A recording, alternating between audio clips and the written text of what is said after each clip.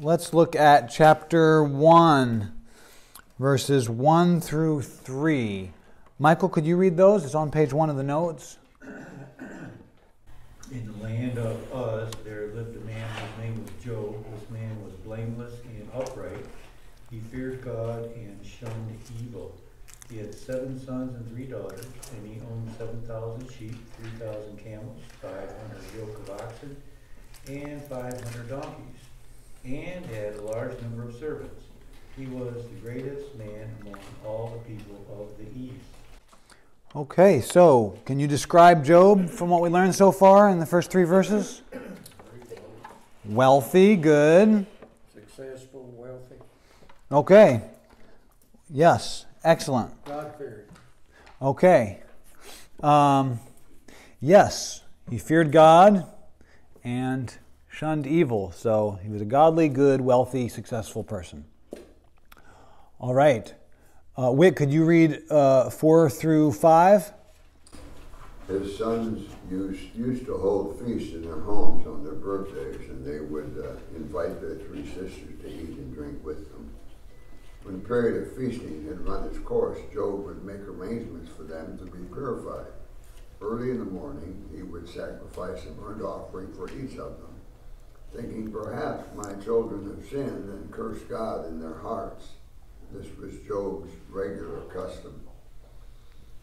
Okay, so what do we learn about Job from those verses? Job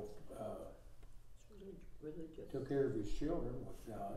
Okay, yeah. And Kathy, you said, what did you say, Kathy? Religious. Religious, yeah. Yeah, regularly. And cared for other people's state before God, not just his own. Do you think we get any clue as to whether or not Job's religious duties, he performed the priestly duties for his family. Do we get any clue as to whether or not he was doing those as sort of just a ritual or whether he was sincere? Okay, where do we get that from the text? I agree with you, but how do you know that? Well, he feared God, so he didn't want to take a chance, so he did the sacrifice. Good, okay, yes, he feared God. Arrangements to be purified. Curse God. No way. Sorry, I couldn't hear you, Joan. When his wife said to curse God. Okay, you're right, but I'm just really asking about these verses we've read so far. Oh, okay. You're right, though, it's going to come out more shortly. Because that impressed me. A lot of religions, especially that back then, were very much about if you do X, Y, and Z, you'll get A, B, and C. But Job is concerned about what they thought in their hearts. So he understands that it's not just external things, it's internal things too. So that gives you a clue that he really was sincere, and he takes an attitude of a heart, he takes that seriously. He's worried about the secret things, not just external sins. He's teaching his children also. He's got to be teaching his children if he does that. Yeah. Mm-hmm. Yeah, he's trying to be the spiritual leader of his household. Good. Okay, Loretta, could you read 6 through 12? One day the angels came to present themselves before the Lord, and Satan also came with them. The Lord said to Satan, "Where have you come from?" Satan answered the Lord, "From roaming throughout the earth, going back and forth on it." Then the Lord said to Satan, "Have you considered my servant Job? There is no one on earth like him. He is blameless and upright, a man who fears God and shuns evil." "Does Job fear God for nothing?" Satan replied. "Have you not put a hedge around him and his household and everything he has? You have blessed the work of his hands, so that his flocks and herds are spread throughout the land. But now stretch out your hand and strike everything he has, and we will surely curse you to your face." The Lord said to Satan, "Very well then, everything he has is in your power, but on the man himself do not lay a finger." Then Satan went out from the presence of the Lord. What a fascinating scene. We get to hear the only conversation between God and Satan in the Old Testament. And one of the only ones in the whole Bible. You get to hear Jesus and Satan talking during the temptation. A very rare privilege to get a window into, spiritual beings talking to each other. You don't see that very often. So, who brings Job into the conversation? Satan. Satan? Give me a thumbs up or thumbs down if you agree with Bill that it was Satan. I got a thumbs up and a thumbs down. Thumbs down. It was Oh, God. okay, yeah. It was God. God brought him up. Satan didn't say anything about Job. Yeah, God brought him up. Yeah, you kind of, like if someone yesterday had asked you, remember that story, who starts talking about Job? You kind of get the vibe that it's Satan. I don't know why, but clearly it's God. I just never really thought about it before, that God brings it up.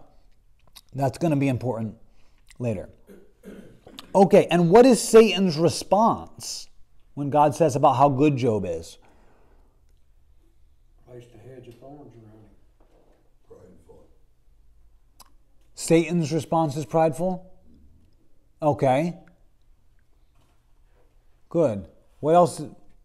What does he talk about? Placed a hedge around him. You placed a hedge around Job. He's telling him he's given him everything. He's given him everything, so why shouldn't he, believe in him and everything, but take all that away from him. Take all your money, your possessions, your kids, and everything else, and see who you... And see who... Just finish your thought. Take everything away and then see... If you still believe and you're faithful and... If Job still believes. Yeah. Yeah. Mm-hmm. Yeah, because he's talking to God here. Yeah. So God says, if you consider Job, he's so good. He fears me. Shuns evil. And Satan says, Satan says, is he good? Satan questions that. What? Give me a summation of... Satan doesn't see the heart, he only sees the outside. Okay, What's going on inside? that's good. So Satan only sees the outside, but he says something about Job's inside.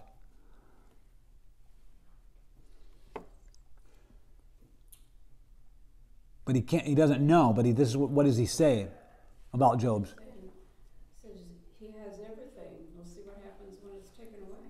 Right. And so by talking about what he has, what is he implying about Job's inside? It's easy to be thankful, and when everything's going your way, it's not always easy to be thankful when it's not always going your way. Good. So he's talking about Job's motives. And what motives is he saying to God that Job has motive? What is he talking about his motives? Questioning whether they're sincere or not. Good. Yeah. What did you say, Michael? No, as long as I've got stuff, then Satan says, as long as you have stuff, you'll worship God. Take away the stuff. Right. So he's saying Job doesn't actually fear you and love you, God. He's just doing it for what you give him. He has ulterior motives for worshiping you. He's not worshiping you for you. He's worshiping you because you give him lots of stuff. Isn't that what Satan is implying about Job? And so he's saying, stretch out your hand and strike him, God, and then he'll curse you. Okay, now, this response of Satan, don't turn the page yet, hold on.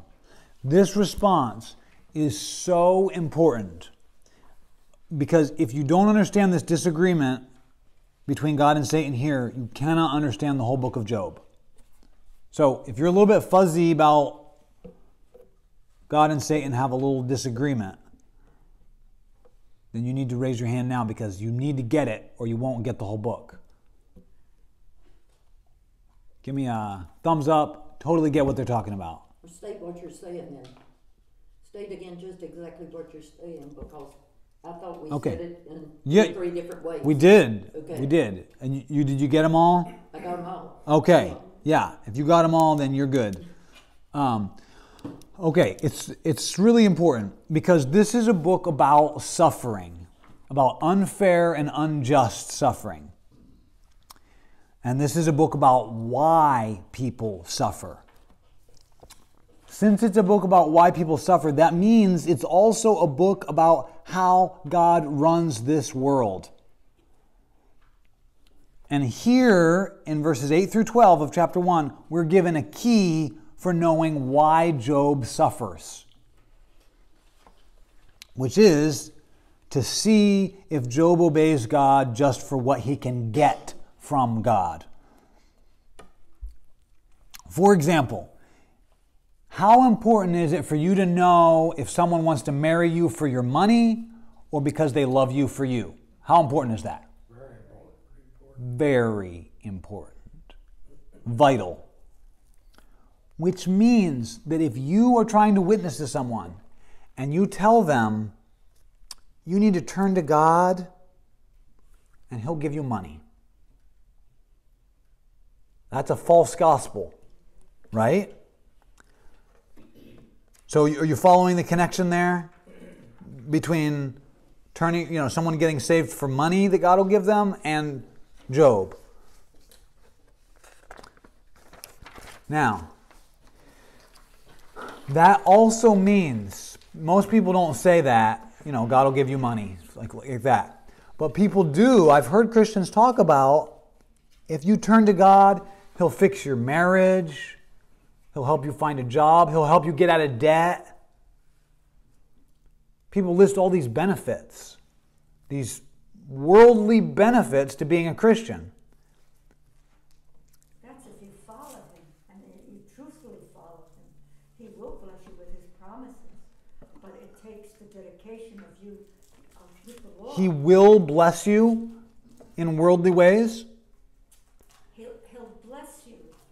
The promises He made you will receive, but it's your obligation to get as close and to know Him as well as you can, and to obey Him and to trust Him and all of that. What if... Make Him your one and only. Is it possible to become a Christian and to just get suffering for it? I didn't understand. What did you say? Is it possible for someone to become a Christian and all they receive is suffering? Yes, that can happen. That could and does happen. Yes, it seems like when people become born again, they say, I've had more problems now than I had before. Yeah, and Jesus says that's what will happen. Because that's how He can get you in the place where you surrender to Him your all. Right. Am I going? No, but I just want to... Am I going out of the, Well, what we've said is, people have said, you follow God, you'll get blessings. But you also might just get suffering. No, the suffering, I found over the years, I've done a lot of suffering. Over the years, when I do suffer, I look back how He took me out of it, and how He's faithful, and how He's always there for me. Okay, yes.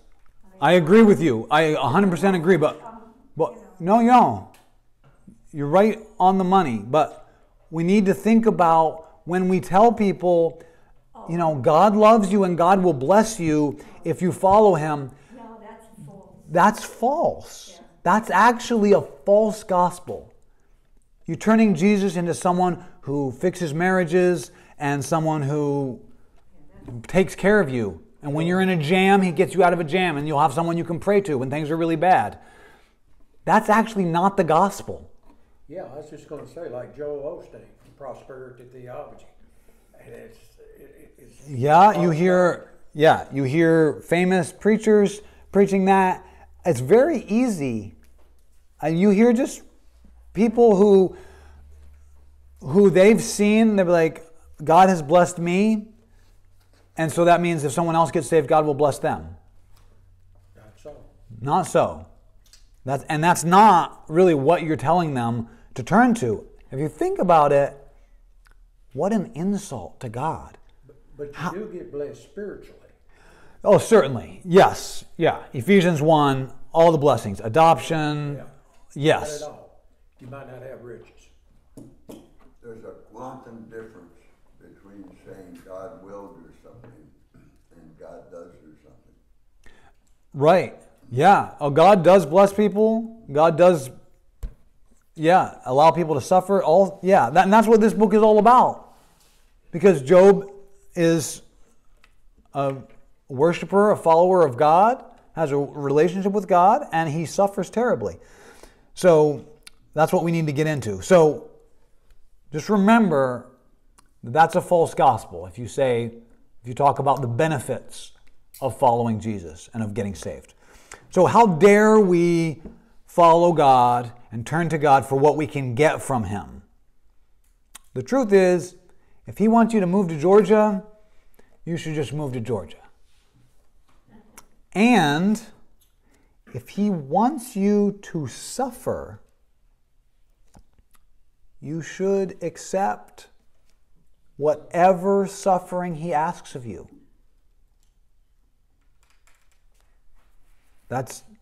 We'll be tested, but he'll walk through it with us while we're being tested for it. And if you're doing it for material, worldly things, that's a whole different ballgame than spiritual salvation. Yeah, you will. If you're doing it for the wrong motives, you will fall away. I mean, the parable of the sower teaches us that. If you don't have, yes. So, it's not fun, and to sit here and talk about suffering in an air-conditioned building is very different from actually going through it. So, that's a false gospel to say you're following God for what you can get from God. The true gospel is that God is good and kind and loves you, but he's also holy. And because of his holiness and because of your sin, he stands over you in wrath and judgment and punishment, which you deserve. God is just. That's justice. It's good. He stands over you in those things, anger, but Jesus made a way to punish your sin without destroying you, without damning you for eternity.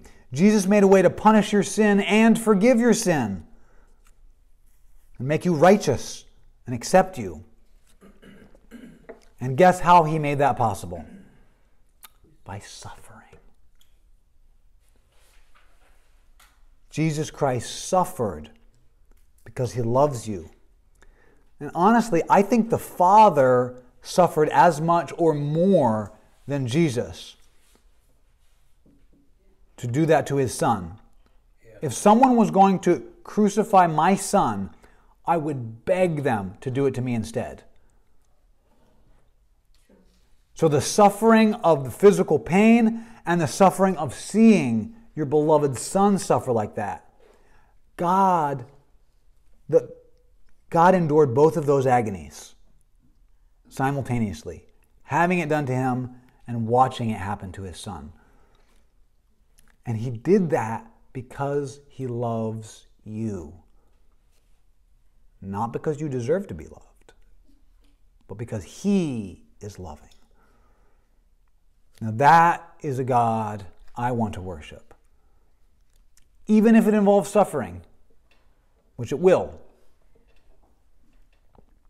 Okay, so that was a little aside that I think is very important and poignant for the book of Job. So let's move on, to verse 13. Marty, could you read 13 through 18, or 19? One day when Job's sons and daughters were feasting and drinking wine at the oldest brother's house, a messenger came to Job and said, "The oxen were plowing, and the donkeys were grazing nearby, and the Sabians attacked and made off with them. They put the servants to the sword, and I am the only one who has escaped to tell you. And while he was still speaking, another messenger came and said, the fire of God fell from heaven and burned up the sheep and the servants, and I'm the only one that escaped to tell you. And while he was still speaking, another messenger came and said, the Chaldeans formed 3 raiding parties and swept down on your camels and made off with them. They put the servants to the sword, and I'm the only one that escaped to tell you. While he was still speaking, yet another messenger came and said, your sons and your daughters were feasting and drinking wine at the oldest brother's house. And when suddenly a mighty wind swept in from the desert and struck the 4 corners of the house, it collapsed on them, and they are dead, and I am the only one who escaped to tell you. So, in just a few short sentences, what happened to Job? He lost it all. He lost everything. Just tit for tat, everything it is said at the beginning. He had this many sheep, this many donkeys, this many servants, this many children. He lost all the animals. He lost all the servants. He lost all his children.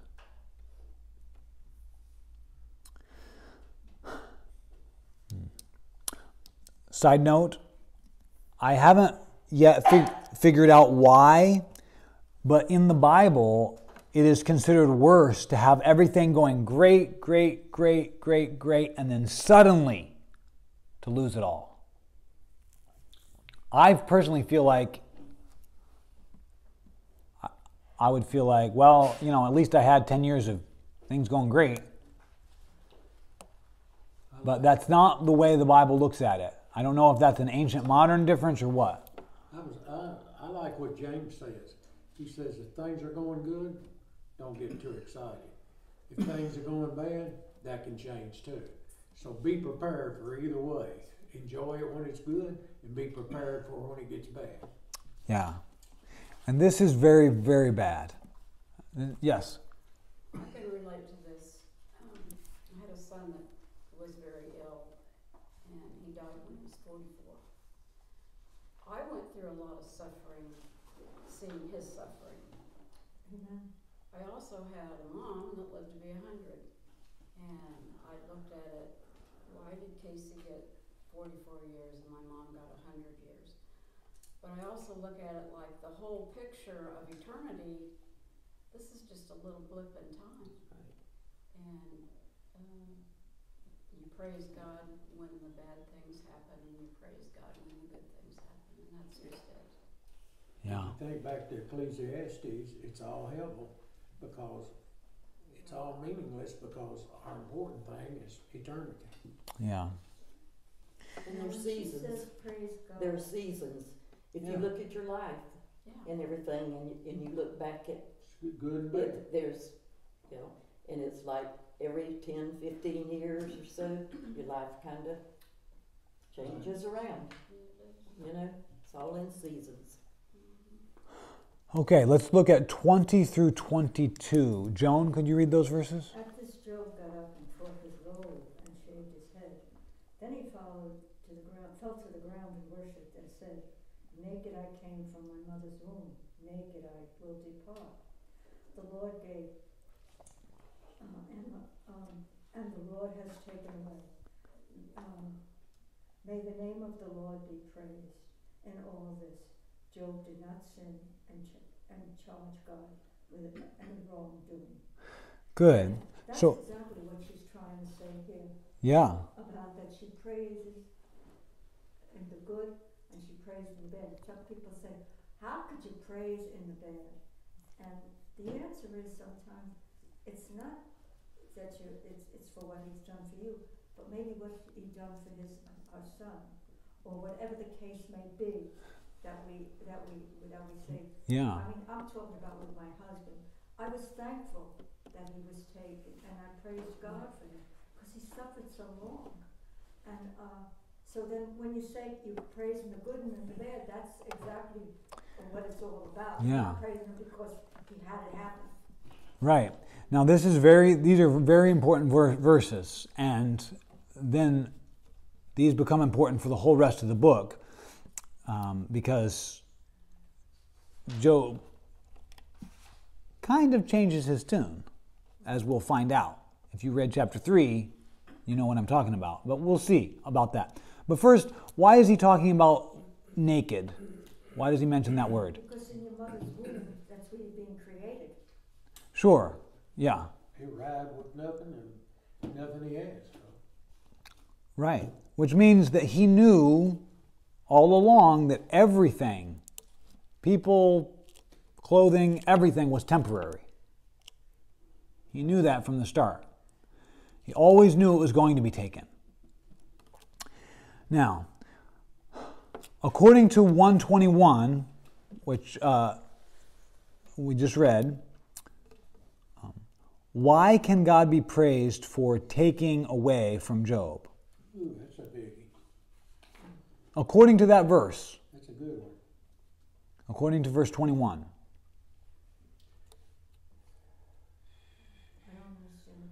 So, is there a reason given in verse 21 as to why God can be praised for taking away? Because Job didn't sin? Because Job didn't sin? Well, it's in verse 21. Still praise God. I think he also has a right to give and take away. It's all according to under what circumstances you are, your attitude towards it all. No wrongdoing. Okay, yes, but in verse 21 specifically. 21. Oh, 21,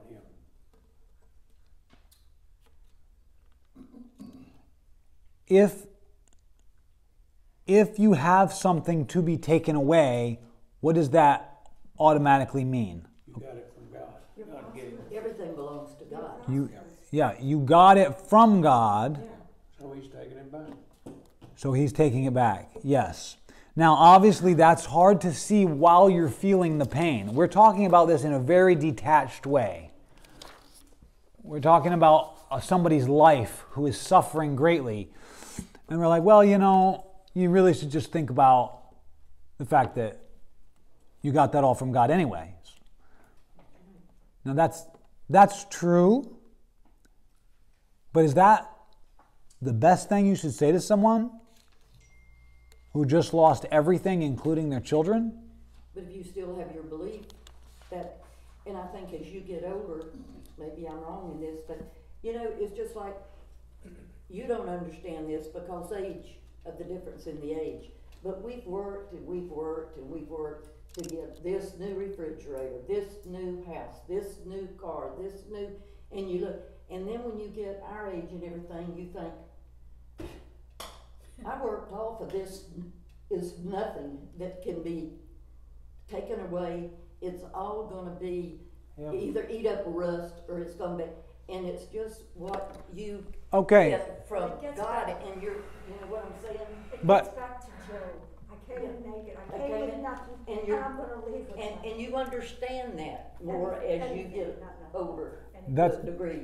That's right, but that's right. Stuff, not for. Yes, but this is what I was asking. When someone is suffering,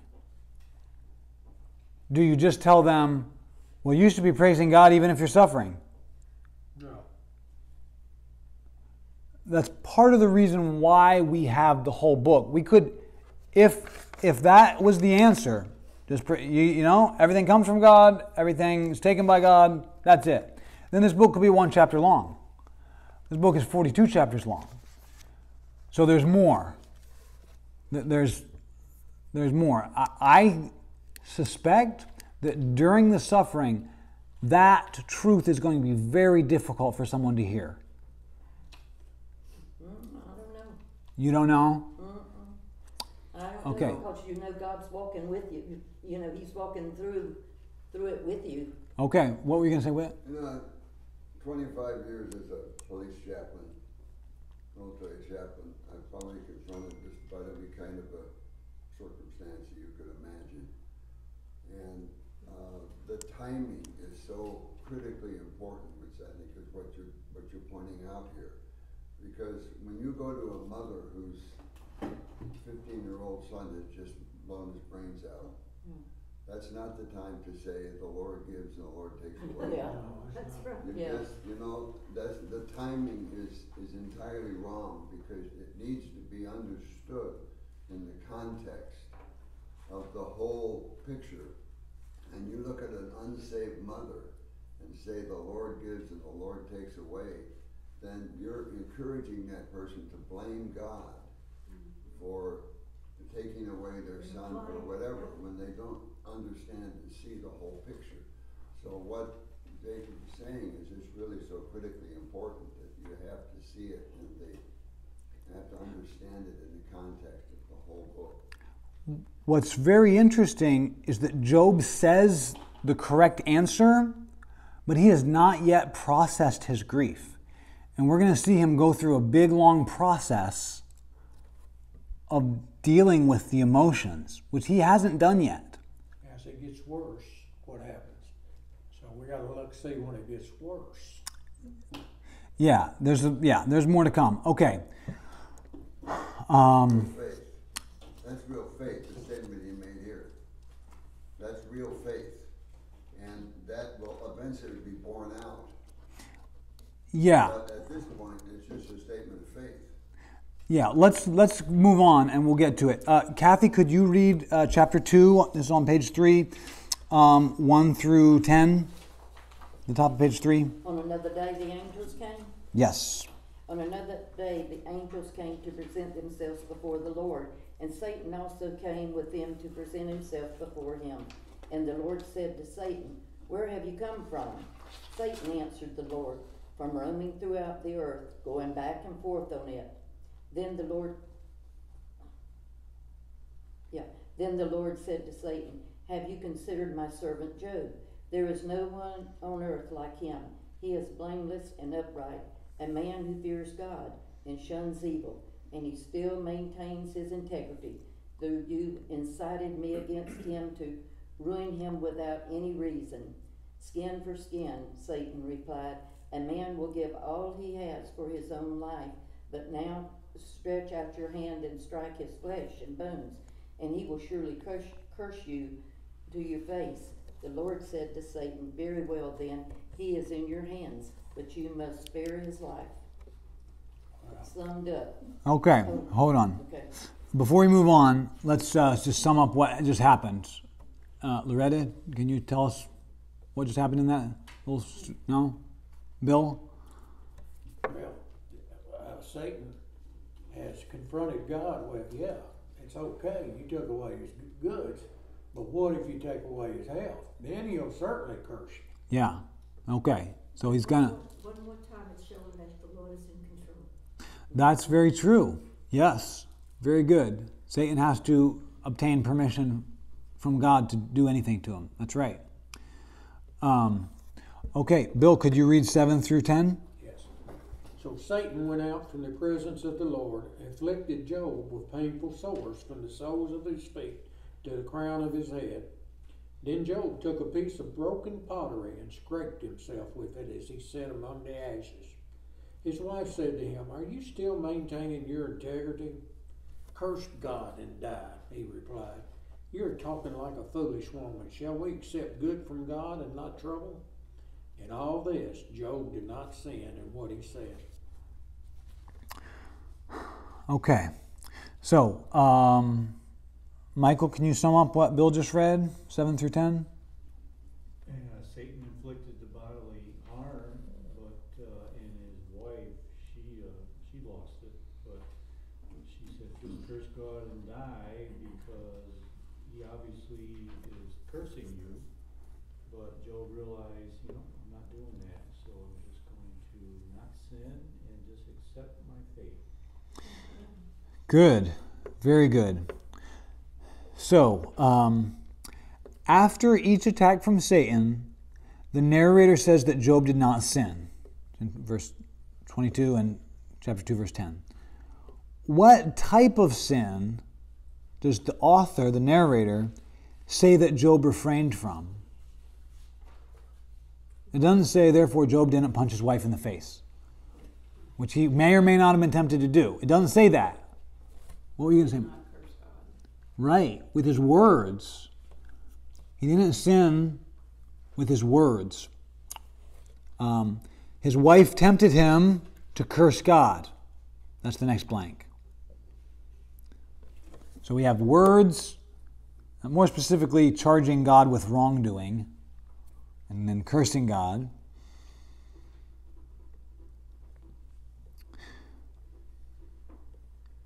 Before all this disaster, what was Job concerned that his kids might do in their hearts? Anyone remember? What did it say, though? It didn't say the words. Righteous in their hearts. It didn't say that word. It didn't say the word sin. What did it say?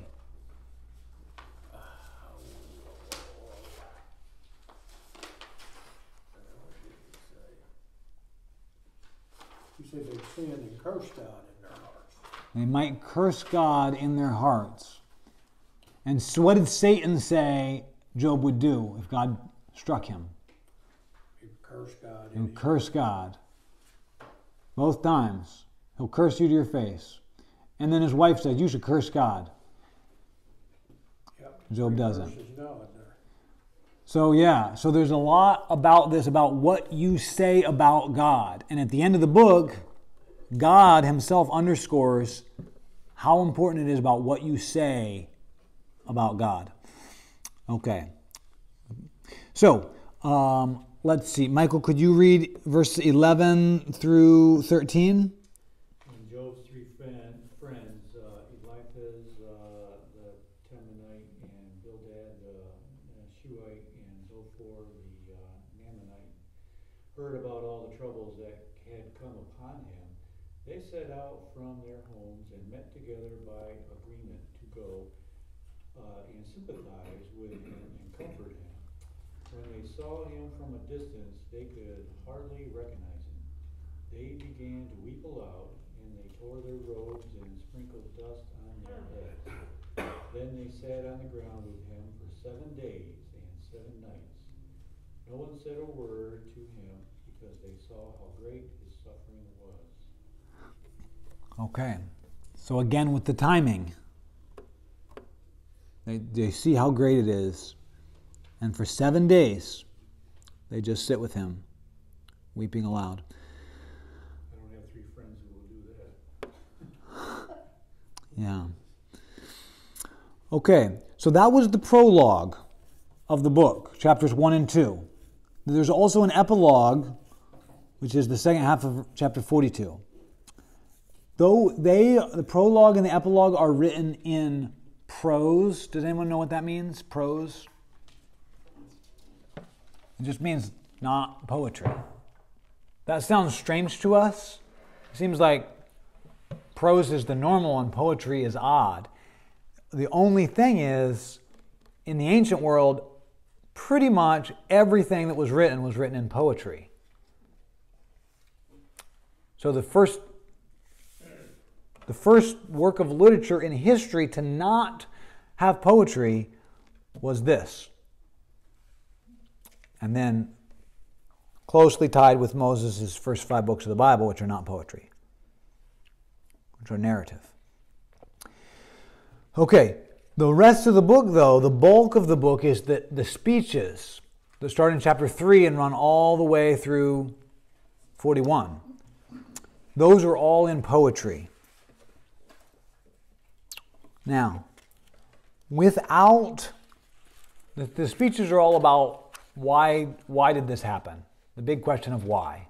And Job processing his grief and suffering. Without the prologue, the speeches,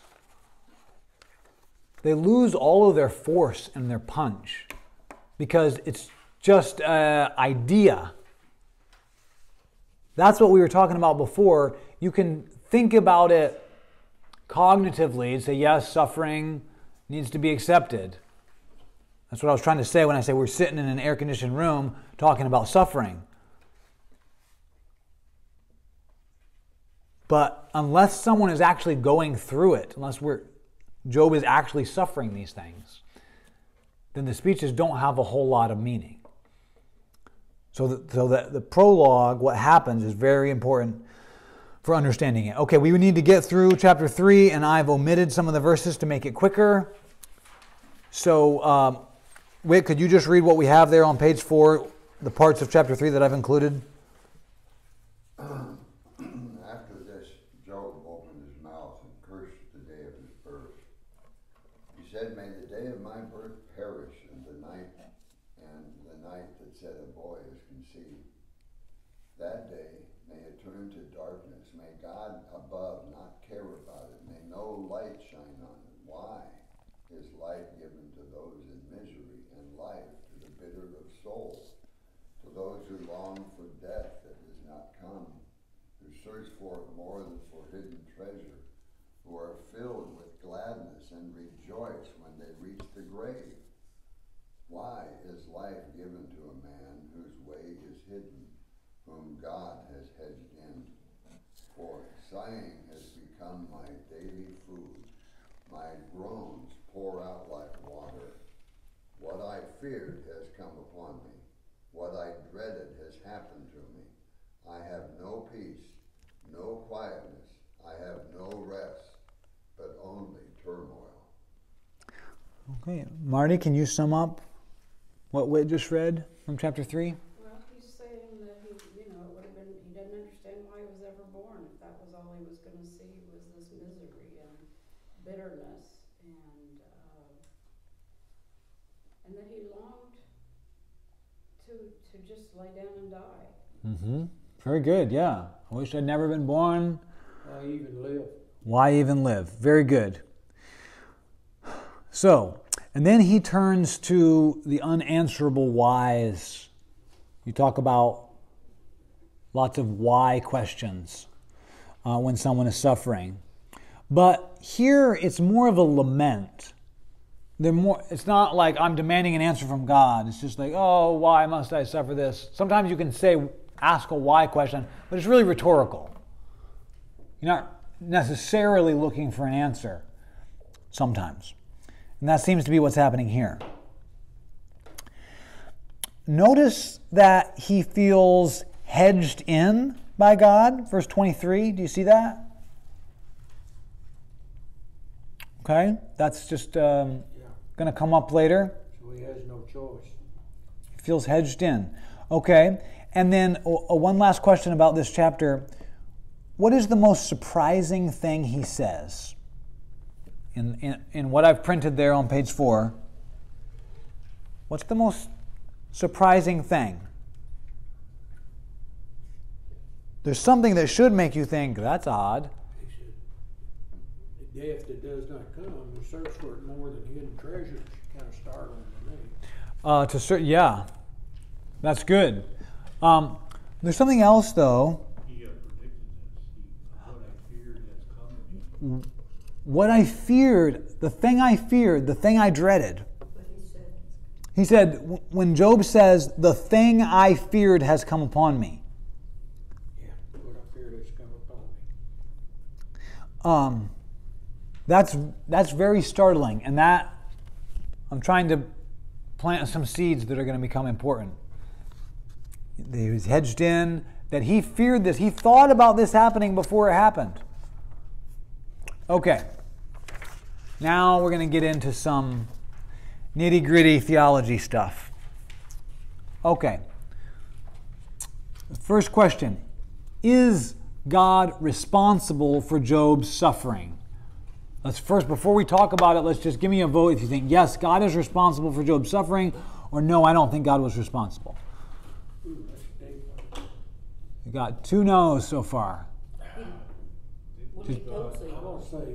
Let's just give a vote. Just give a vote.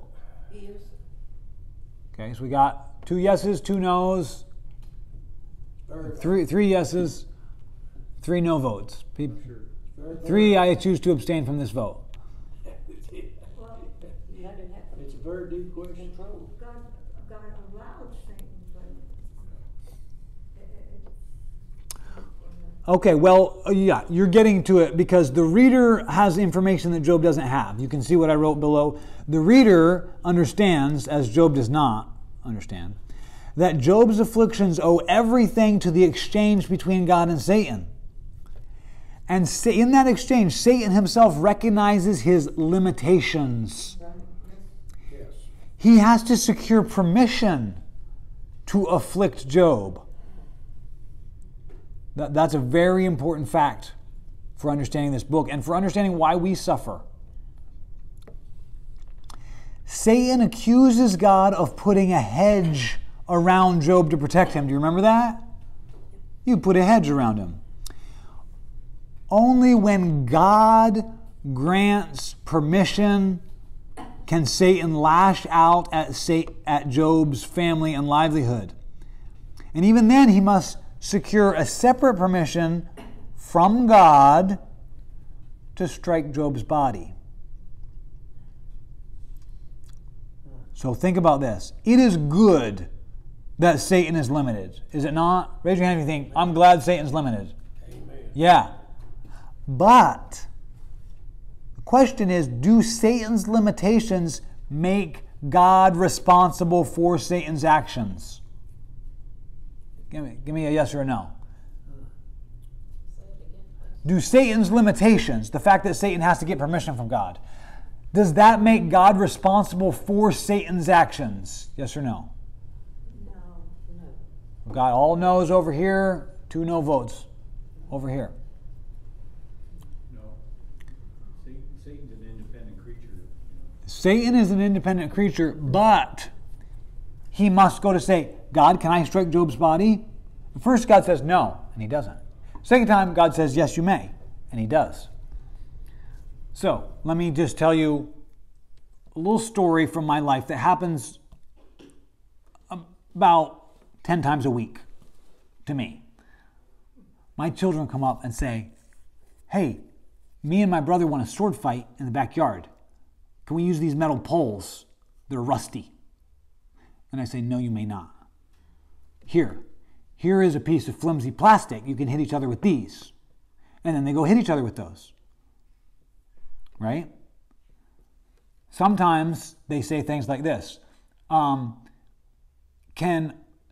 Uriah is reading my comic book. Can I climb up on my top bunk and jump off and land on him to punish him for reading my comic book? And I say, no, you may not. And they don't. But if I would say yes, they would. Now, if I give him permission, if I say, yes, that's a good, you know what, go ahead. Jump off your bunk and land on him. I'll teach him a lesson. And then let's say he breaks his neck by his brother landing on him. Now, am I responsible for that broken neck? No. You're not responsible for the broken neck. You're responsible for allowing him permission. Yeah, but if I said no, there'd be no broken neck. If I say yes, there is a broken neck. Courts would find you liable. What? Courts would find you liable. Yeah, they sure would. They say, wait a minute. Let me get the prosecutor would say, wait, let me get this straight. He asked you first and you said yes, jump on him. Yeah. You're accomplished. Now, what if he says, Daddy, can I go play on this busy street in the middle of the street with my little cars? And I say, yes. Go play with your cars there. And then he dies. Am I responsible? Probably are with children. Probably am. Satan says to God, can I go strike all his stuff? Can I? Now, if God says no, then he can't do it because Satan's limited. But if God says yes, it happens. So, let me ask you again, is God responsible for Satan's actions? Yes. He is. And even Job knows that. Satan did it to Job. And God said, the Lord gave and the Lord took away.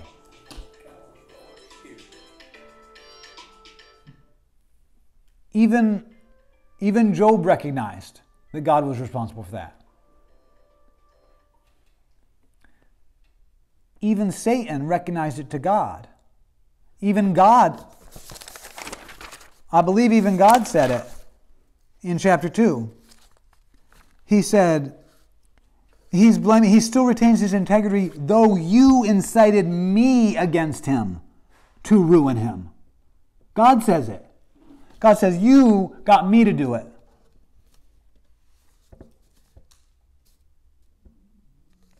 Even though Satan's the one who did it. So,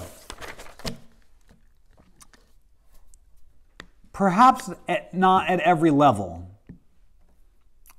but yes, God is responsible for that. Certainly at a very real my life today level, when something bad happens, God is at least in some way responsible. So, here's what we have in the next bullet point. The book of Job frankly insists that suffering falls within the sweep of God's sovereignty. Not his knowledge, his control, his sovereignty.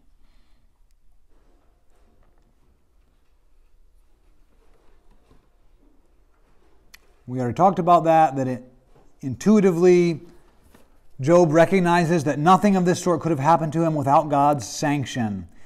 He feels trapped or hedged in, but he sees that it is God who is doing the hedging.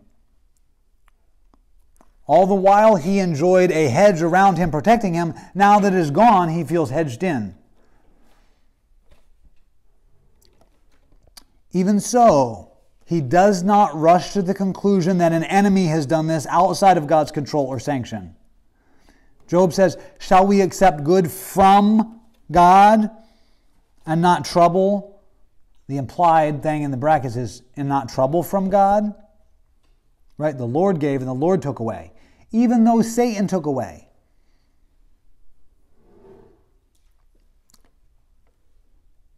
Next bullet point. He does not think, this can't be from God, this must be the work of Satan. Even though it was the work of Satan. Job doesn't think about that. And Job is right not to think about Satan because in God's universe, not even Satan's work can step outside of the outermost boundaries of God's sovereignty. That's the problem of this book.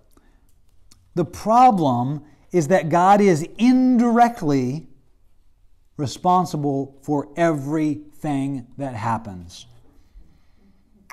So when someone says, why would God let a horrible thing like this happen? That is a legitimate question. The fact that God is sovereign, meaning in control, means that God is at least in some indirect way responsible for bad things. That's what Bill was getting at when he said, you weren't responsible for the broken neck, but in a way you were. Indirectly you were. Okay, can you see that God is at least in some way indirectly responsible for every single thing that happens? Give me a yes, I see that. That makes sense. God's a creator. He created it like the potter and the clay. Yes, and God is all-powerful, and at any moment He can stop something from happening, and He chooses not to. There's at least some level of responsibility for every single thing that happens. It's almost like a teaching tool. You know, God's teaching tool, because it brings us in the end. Yeah, back. Certainly. That it's now, something you go through that you learn from. And now let me tell you another story. I used to work at a nursing home. And I was talking to a lady once. I would go in every week and talk to him and sing to him and preach to him and stuff. And well, I was talking to one lady, and I said, "Oh yeah, I used to live in Indiana," and she was like, "Oh yeah, what part of Indiana?" "Oh yeah, I know about that town. Yeah, I know that town." And then said something about my wife's from Cincinnati. She's like, "Oh, what part of Cincinnati?" "Oh yeah, I know that town." And the more I talked to her, I said, "Wow." I said, "You have been everywhere, and not just like passing through." She said, "Yeah, I traveled a lot. I moved around a lot." And the more I talked to her, the more it was like she had lived in like 30 different states. She had lived in like, in each state, each of those 30 states, she lived in like 5 different towns, 10 different towns, lived there. And I said, why did you travel so much? And she said, well, at one point I just had to just run. And I just ran for years, for decades, I just ran. I said, what happened? And she said, someone set my daughter on fire and she burned to death. Wow. They set her on fire as a joke.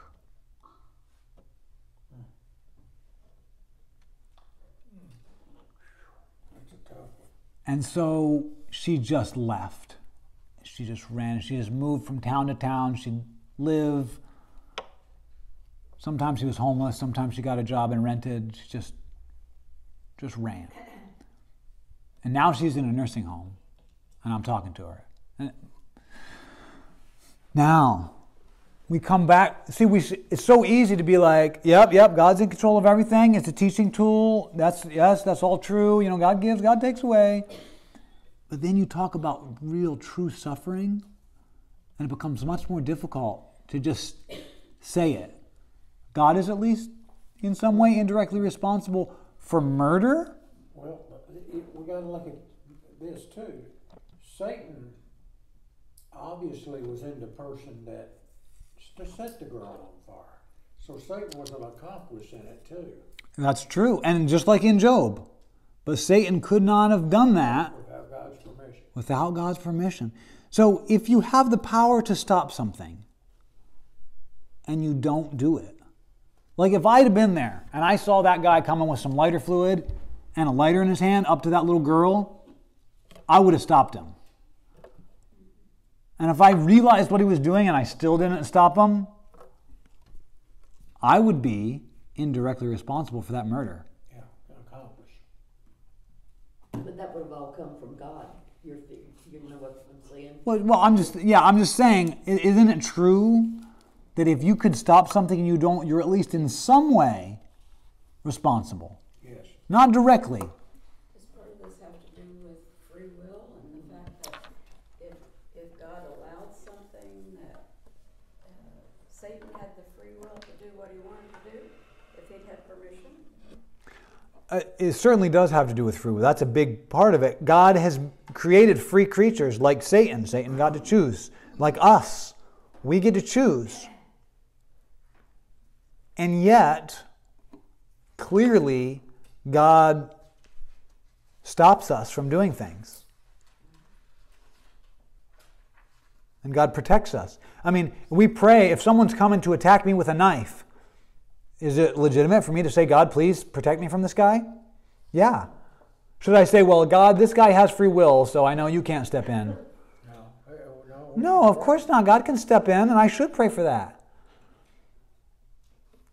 We don't like to think about God's sovereignty in those terms. However, so that's why it's a problem. That's what this book deals with. That's what we deal with in Grief Share. Sometimes people are angry at God. Why would God let this happen? That's God's sovereignty is the problem. That's the blank near the bottom of page 5.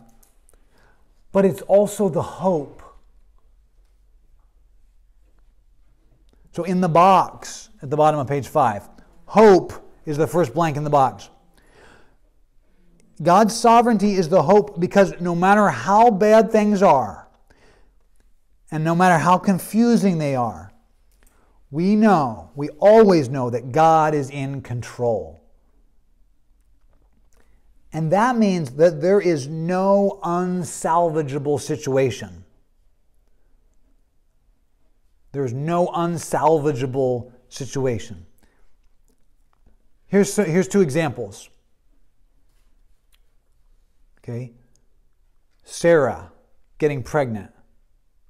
The whole point of making a 90-year-old woman have a baby was to say this was an unsalvageable situation. Once she was through menopause, and after that a couple decades went by, There's no way. It's not like, well, yeah, you had that problem, but God can make that better. They're not making that one better. But he did. The whole point of Lazarus, raising Lazarus from the dead. His disciples are like, quick, go, he's sick. Jesus waits 4 days. Why? We're okay with God healing, but like once they're dead, okay, well that's unsalvageable. But the whole point of raising Lazarus was to take the most unfixable problem and fix it.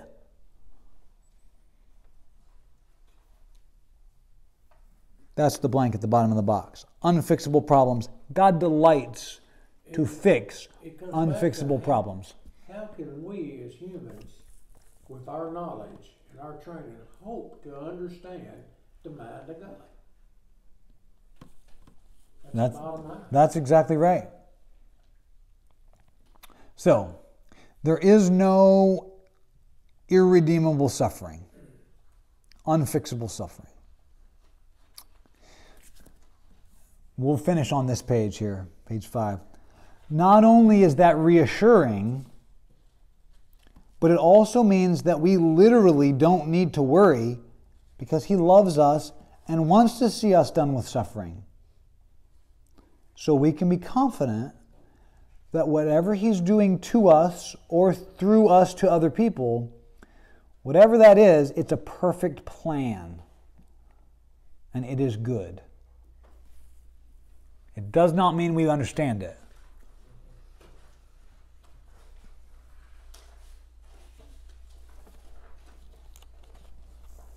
Again, that's easy to say, but that's not easy to say.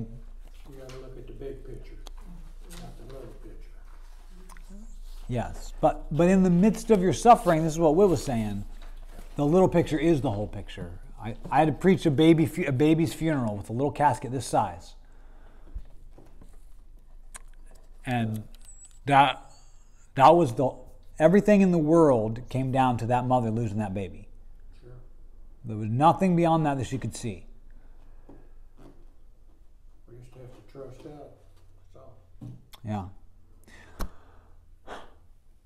Okay. I'm going to close in prayer.